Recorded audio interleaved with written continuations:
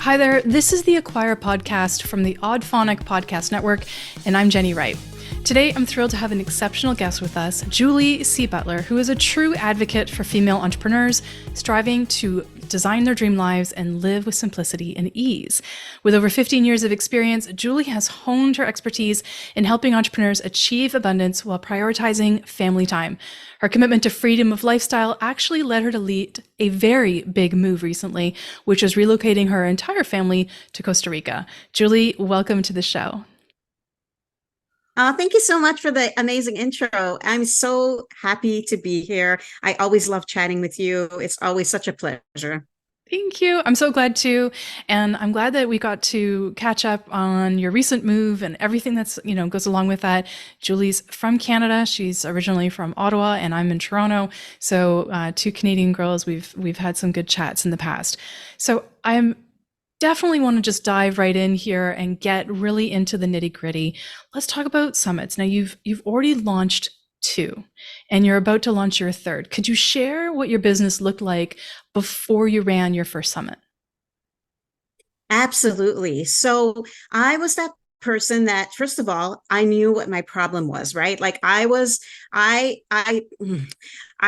kind of like was always it was like a hamster wheel. Like I was going in circles trying to figure out how I could grow my list organically without paying for ads. And to this day, I still not have put that much money into ads. But my problem was email list growth. I knew that my community, my audience, my list needed to grow. And it wasn't whatever I was doing wasn't working. I Pinterest wasn't really working for me, and social media. And well, in full transparency, I kind of fly by the seat of my pants when it comes to organic marketing. So I knew that I had a problem that needed to be solved. And it was after talking to you, Jenny, that I heard you speak at your own summit, and I was like, this is my girl. She's a lead gen expert, and I'm going to talk to her. And after speaking to you and speaking about hosting a summit, I was all in. I was like, sign me up. I'm hosting my first summit. Let's do this. And so I was struggling. I was always struggling to grow my audience and grow my list. And what happened as a result of that is that my email list went from whatever the number was, let's say 3,000, and it was slowly declining, and the numbers were getting lower and lower and lower. And so what happened is that I was selling my stuff to the same people all the time, and it wasn't growing, or if it was like small numbers, right? So definitely knew I needed to make a change. Absolutely. And you did such a good job of it. It was really inspiring to see you go on that journey to building out your first summit. And do you mind sharing how running a summit transformed your business, impacted your mission to support women in living a life simply by design? Mm-hmm. First of all, I was a little bit not skeptical. No, skeptical is not the right word. I think that I want to say that I was nervous, right? Because when you embark on a summit, hosting a summit is a big thing, right? Like it's a big project, but it can be so rewarding in so many different ways. And so I was like, I like to be comfortable in so many ways, like so many of us here listening. Maybe you're listening and you're like, I hear you, Julie. I know what you're talking about. We like to stay comfortable, and hosting a summit, it brings us outside of our comfort zone a little bit. But I have to say that, first of all, there are so many ways that it has filled my life with so much goodness. And the first thing was the collaborations, like meeting the people, right? Because without even knowing it, you're meeting incredible entrepreneurs. They come into your life because if you're doing a call to speakers, they apply, and then you communicate with them. And I decided to pre-record the interviews with each person, and that alone in itself changed my life. It changed my business in ways that I could go on and on and on. But back to the question, I figured out a passion that I had that I didn't even know was there, right? I'm an extrovert. So of course, this is kind of like my vibe, talking to other entrepreneurs, but because I've done this, not only have I grown my list, I've made incredible friendships. I've partnered up with many of the people that have recorded were speakers on my summit, and you just make biz besties, right? Like you make brand new connections and friends, and the friendships, and that alone just enriches. Did I say it right? It's like the French that's coming out. Yes. Enriches my life and my business, because it's just like, like I was so, and me, when I go in, I go all in. And I just discovered that I was meant to do this all in all because I loved talking to people, talking to entrepreneurs, which led to me launching a podcast afterwards, and just the incredible friendships, the collaboration opportunities. And I mean, I could go on, and I don't know if I answered your question. You did, but I want to go deeper on one or two things. You said it sort of just changed your business. It revolutionized it in a way. So other than the networking and the things like that, what are the tangible results that you've seen as a result of doing the summit? Yes. So Jenny, but my first summit resulted in almost 2,000 new email subscribers, right? It generated income because we were, selling VIP passes. So not only, I mean, I tripled my best month last year, right? Yeah. Like my summit month, I tripled my best month that I had that year in 2022.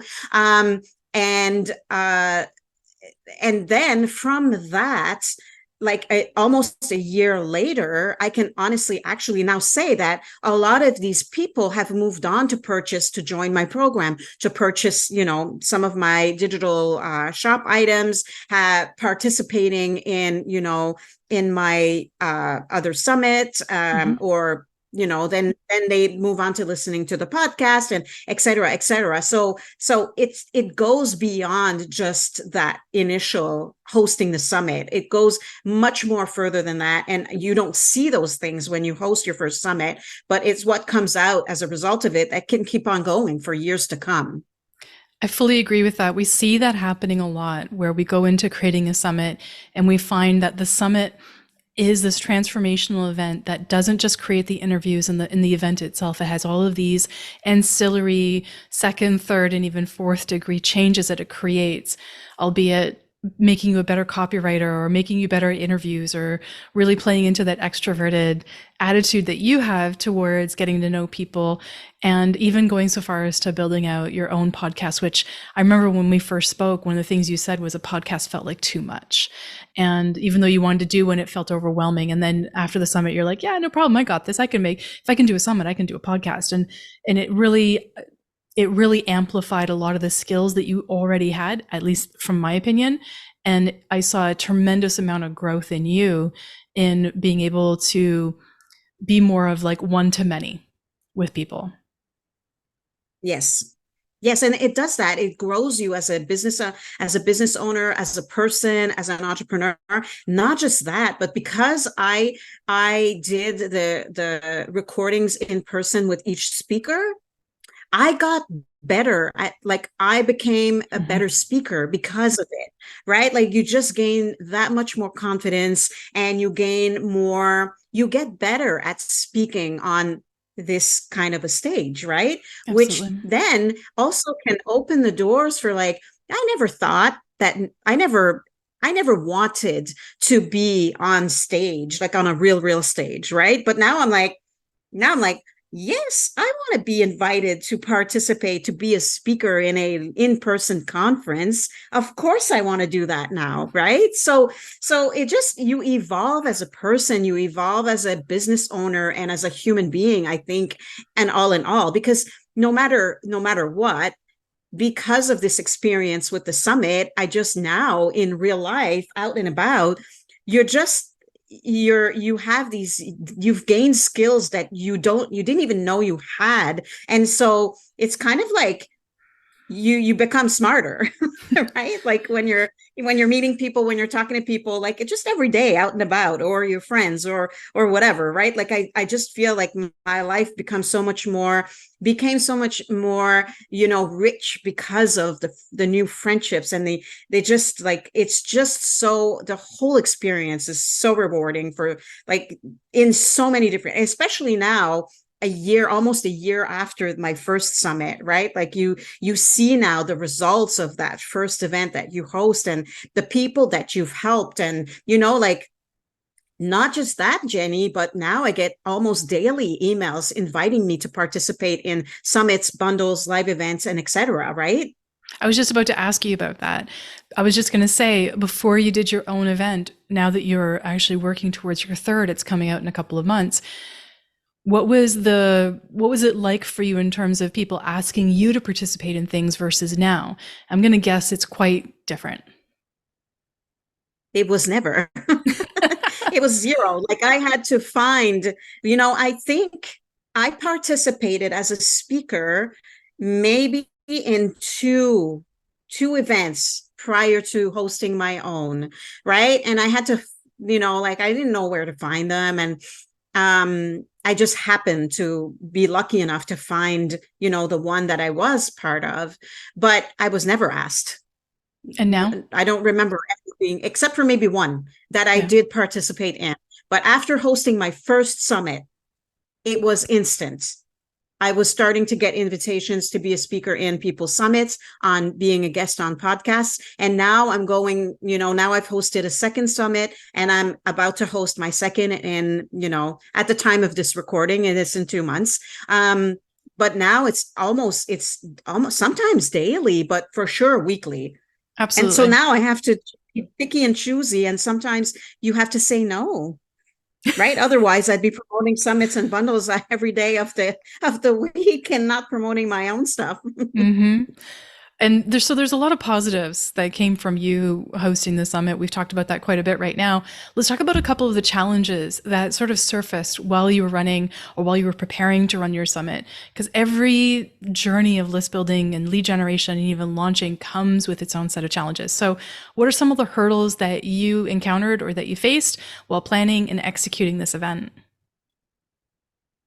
So the first summit that I hosted, and you were part of the journey, I did it in a very short period of time, and I was just starting. I onboarded a VA for the first time at that time when I was building my first summit, but I did a lot of the work myself. Yeah. Partly because I'm a nerd and I love building website pages and things like that. And I wrote my own copy as well. So that was a lot. And I guess, because we did it in such a short period of time, I overextended myself, and I got stressed. I had anxiety, and I was not like full-blown anxiety. I was just like, I was feeling the pressure. I was, stressed out. I did get a cold, like a week before my summit. I could have told you that was going to happen. I know. You have to put the self-care into that. But I just remembered to breathe, and I knew that you learn from these experiences, right? And I knew that the second time around, I would plan it way ahead of time. I will allow myself more time, and obviously give more tasks to my amazing VA. So that I'm not, pulling in so much of the work, because like whether you want it or not, or like it or not, you're hosting a summit, you're doing the work, but we also have to, take care of the rest of our business as well, right? Like Absolutely. Business still goes on, and summit, goes on. So, I mean, that was one of the things that, came about in terms of challenging. So definitely you want to allow yourself enough time to plan the whole, everything, especially if it's the first time you're doing it, right? Like I'm on summit number 3 now, and I've chosen to keep the same theme and the same, kind of like, so I just basically rinse and repeat. I just changed the speakers. Well, and it worked so well the first time, so why wouldn't you? Mm-hmm. Exactly. Don't fix something if it's not broken, right? Yeah.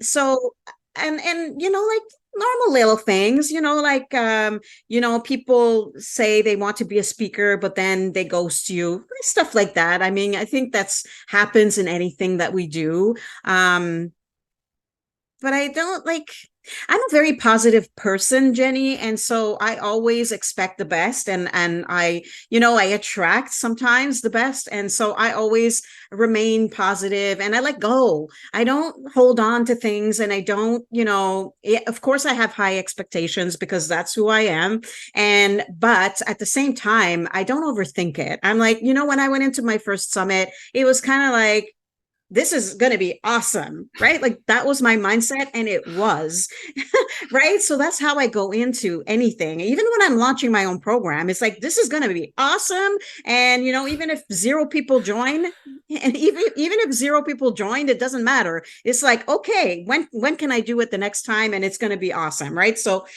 I guess maybe that helps me, right? Like overcome the hurdles that sometimes aren't so magnetized because I'm a positive person in that sense. Your positivity is very infectious. I will say that. And it's definitely something that people have said to me about you, and how much they just, they just find it pleasant to be around you and stuff like that, which I think is great. Did you find it useful? So you and I were able to work on your first summit together. You've done your second, and you're working on your third solo. Did you find it beneficial for that first summit? And I know that for a lot of it, you did your own work because you are quite technically geeky and awesome that way. Did you find it useful to have somebody like me in your corner for that first summit? Can you see the benefit of working with a producer? 1000%. Like, first of all, accountability. And secondly, I didn't know what I was doing. So I kind of would have, like missed a lot of things. I wouldn't have known what to do, how to do it, the timeline for one, right? Like, I mean, we worked together and we did it in a 3-month period, which was, we got to the finish line because I'm a doer. But I don't know that I could have done it without you. Like if I didn't have you to help me along the way, I probably wouldn't have had, first of all, met the timeline, right? Like when you don't have accountability, sometimes you kind of like, oh, you prolong it way more than you need to, right? And you're like, oh yes, I'll get to it. I'll do it then, or I'll get to it. And, like you provided me with so much, first of all, expertise, because you've hosted 350 summits now, like maybe more, Yeah. right? Ish. So you're the expert, and so I trusted you to guide me along the way. And well, hell, we had like weekly calls so that you could guide me along the way, keep me accountable. And of course I had Voxer access or email access to you with any time I had questions. But definitely I would have been blind leading the blind. I wouldn't have known what to do, how to do, what order to do, and all of, because there's a lot that goes into putting a summit together. And so definitely 1,000,000%. Absolutely. It was so, even if I did know, like, like the base or the guideline, or having that someone hold your hand but not really hold your hand, because I did the work, but it's so much more fun to do it with someone too at the same time, right? Absolutely. And you did such a good job.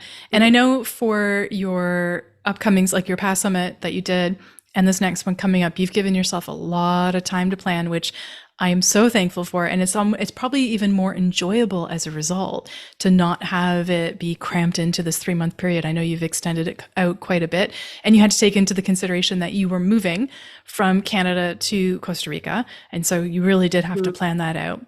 But I'm so glad you gave yourself this space to really plan it out for the next one. It seems to be working for you. Yes, I love, I give myself, actually, I think I gave myself 6 months. I'm like, after the first summit, I was like back into summit planning mode. Yep. Partly because I love it. I think that I didn't know this about myself, but I think that I realized that I'm an organizer and a planner. And I love organizing stuff like this. And so I was happy and excited to jump right back into organizing the next one. So, and having the time to do it in, right? Like, because you can space out the tasks really, really well. But not just that, my VA is not stuck doing everything in 1 month, right? Yeah. And that's what happened that time. Like, we were like rushing and oh my God, like, is this done? Is that done? Is this done? Now we have so much time. There's no pressure, right? Like, we have like 2 months to prepare, the artwork and the back end post production, not post production, but the back end production work Yeah. that needs to happen for a summit, right? Like, now it's not a big rush to get everything done in like, and I have about roughly 40 speakers in my summit. So that's a lot of artwork, and that's a lot of like, Planning and registration, organization and yeah. exactly. And you want to introduce the speakers, introduce, put all of their links and all the stuff that needs to happen in the back end. It's no fun if you've got to do that in like a short period of time. So when you have the Absolutely. time, you can breathe and you just have a lot of balance. If you were to talk to somebody who's sitting on the fence about hosting an online event like a summit, what would you give them in your most Julie-esque wisdom? Well, you know me and my positivity. But Exactly. hey, don't get me wrong, I'm human, so I have my moments. But I would definitely, you know what, like, what do you have to lose, right? And if having like me, I went all in and I went even 40 speakers the first time. But if that seems overwhelming, just choose a smaller amount of speakers. Maybe 20 or 25 speakers is more attainable for you. But I say it's so rewarding and so fulfilling, and it will grow your business leaps and bounds from where you are now to maybe even where you want to be. A summit is one of the things that can propel your business to that next level for you. So I say just go for it. Just jump in with your 2 feet. We have nothing to lose. Just go for it. Absolutely. And that's one of the things that I love about your positivity. And I think that would be a really great thing to say. People who are listening and thinking about running their own online event, there's a lot of worry about the work or the level of work and things like that. And there is work. Julie can attest to that. However, Yes, it is a lot of work, there is a lot but of work. But if like you anything in our business. yeah, absolutely. But if it's worth it to put in the level of organization and understanding of what the benefits could be. And this is why I just love this version of an online event. This is why I've done so many. And I think it's so important to talk about. And I really appreciate you diving in and giving us sort of a back end view of what that was like for you and sort of the thoughts and feelings around building that out. So I really appreciate all of that time and effort that you just gave us to share all of that with us. I appreciate it. So welcome. You're Absolutely. so welcome. I always love chatting summits with you. Me too. We've done this a few times, and I was so excited to bring you on for the Acquire podcast to have us have this discussion again. And our listeners, I'm sure, will benefit from it as well. So, Julie, people are probably wondering where they can connect with you, learn more about your mission. Where can they find you online? Awesome. Well, it's easy. So all you have to remember is juliecbutler.com. That's my home, my where I reside online. And I'm also on Facebook and Instagram. So Julie C. Butler, you can find me as well. Yeah, so that's where you can find me and kind of see if you want to connect and jam with me. And I think people should jam with you. I think you're fantastic that way. And I'm glad that we had this opportunity to have the conversation here on, the Acquire podcast in terms of what benefits list building and lead generation can do to elevate your business. Take somebody who had a dream of moving to Costa Rica and getting their whole family there and being able to do that in a span of like a year and a half. I know you had those plans in place before, but I feel like the summit was something that propelled it more quickly to make it more of an actuality, have something happening more quickly. And I'm glad that was part of it. So I just want to say thank you so much for being part of this episode and sharing so much detail. And for everybody listening, make sure you do subscribe to the podcast and find all the information that Julie and I just talked about on the show notes. You'll find that on audphonic.com. That is the Audphonic Podcast Network. where this podcast and others are. So go and check that out. You can read all the show notes and get in touch with Julie there. Thanks so much. We'll see you soon. Thanks so much, Jenny.